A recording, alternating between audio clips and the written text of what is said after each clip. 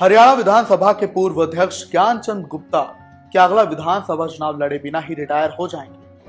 अपनी परिवार की तीसरी पीढ़ी को अपनी विरासत सौंप कर आखिर ज्ञानचंद गुप्ता आगे क्या करेंगे? अपने पोते को वो राजनीति में तो ले आए, लेकिन आखिर उनका पोता अब आगे क्या करेगा?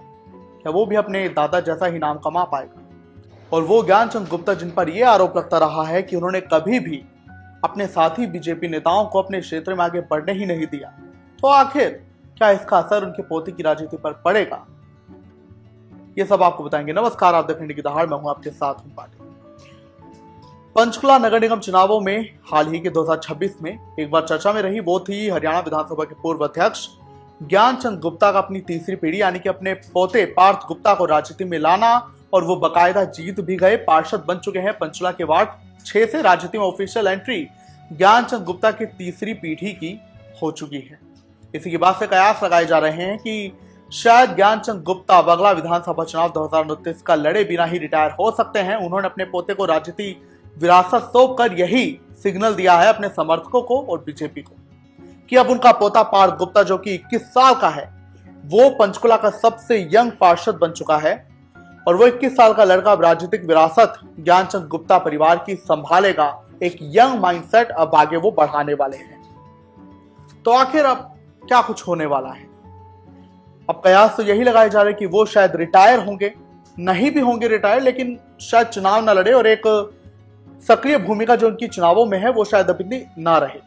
हालांकि एक बात गौर करने वाली थी कि ज्ञानचंद गुप्ता को लेकर कई लोगों ने ये बोला था कि जब ये हाल ही में पंचकुला में नगर निगम के चुनाव हुए अभी मई में, तो वो इसके पहले कभी भी गलियों में सड़कों पर इतना उतरे नहीं थे, ना ही गलियों में घर घर जाकर वोट मांगते थे। वो तो पोते ने चुनाव लड़ा, और वो भी वार्ड का, निगम का, तो इस वजह से वो घर घर गए, गली गली गए। हरियाणा विधानसभा के पूर्व अध्यक्ष अपने पोते के लिए गली गली घर घर गए वोट मांगने के लिए। समर्थकों ने यही बोला कि ऐसा पहली बार ही देखने को मिला है, और वो भी इसीलिए क्योंकि ज्ञानचंद गुप्ता चुनाव, हरियाणा विधानसभा चुनाव 2024 का हार गए थे, जिससे उनका जो घमंड था वो चूर चूर हो गया। हालांकि अब यहां पर एक आरोप हमेशा लगता रहा है ज्ञानचंद गुप्ता पर कि जो पंचकुला में, क्योंकि वो एक जाना माना चेहरा है, बीजेपी के एक अच्छे वहां पर कद्दावर नेता है, तो उन पर यह आरोप लगता रहा है कि उन्होंने पंचकुला में जो बीजेपी के तमाम नेता हैं, उनके साथी नेता हैं, उन्हें कभी इतना आगे बढ़ने ही नहीं दिया, क्योंकि वो चाहते ही नहीं कि कोई और ऐसा बीजेपी के नेता फ्यूचर में तैयार हो।